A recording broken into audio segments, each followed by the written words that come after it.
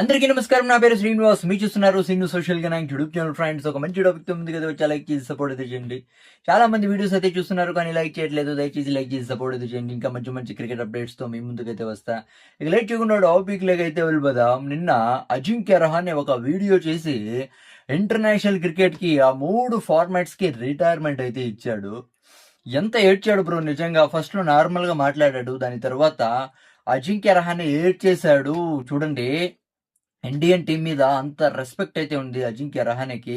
అసలు Ajinkya Rahane ఏడ్చేసి cricket fans ని ఏడిపించాడు bro. నిజంగా నాకైతే నేనైతే ఏడ్చలేదు, కానీ నాకైతే చాలా అంటే చాలా బాధేసింది. అసలు T20లో తర్వాత ఓడిఐస్ లో పక్కన పెట్టినా కూడా అసలు టెస్ట్ ఫార్మాట్ లో పక్కన పెట్టాల్సింది కాదు అజింక్య రహానేని, కానీ వితౌట్ రీజన్ పక్కన పెట్టేశారు. అసలు విరాట్ కోహ్లీనే పీకేశారు, రోహిత్ శర్మనే పీకేశారు. ఇక అజింక్య రహానే ఒక లెక్క బ్రో అని అయితే చాలా మంది అయితే అడగచ్చు. అవునా కదా? నిజంగా అసలు మనం బాల్డర్ గవాస్కర్ ట్రోఫీని మర్చిపోతాం బ్రో. అవునా కదా? అజింక్య రహానే కెప్టెన్సీలో బాల్డర్ గవాస్కర్ ట్రోఫీని మనం మర్చిపోతామా? మన కళ్ళు ముందు కదులుతున్నట్టు ఉంటుంది. అలాంటి అలాంటి విన్నింగ్ అది బాల్డర్ గవాస్కర్ ట్రోఫీ. అసలు నెక్స్ట్ లెవెల్ అని చెప్పొచ్చు అజింక్య రహానే నుంచి. ఇప్పుడు కూడా T20s లో నెక్స్ట్ లెవెల్ బ్యాటింగ్ అయితే ఆడుతున్నాడు. ఇదంతా పక్కన పెడితే చూడండి, అజింక్య రహానే కేకేఆర్ కి కెప్టెన్ గా చేశాడు, కానీ కేకేఆర్ అయితే ఫెయిల్ అయితే అయింది.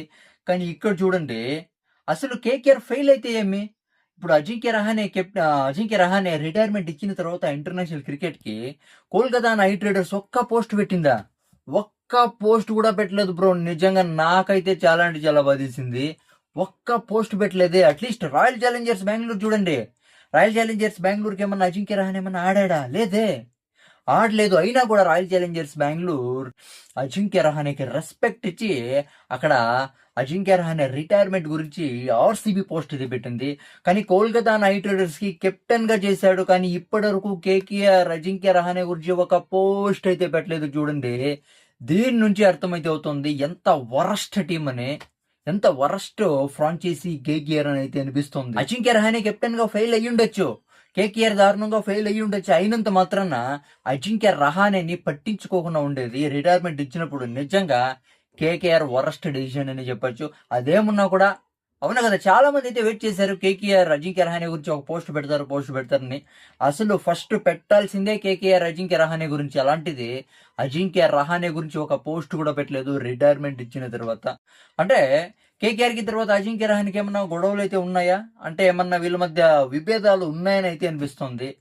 ఎన్ని విభేదాలు ఉన్నా కూడా కేకేఆర్ చేసింది చాలా పెద్ద తప్పు.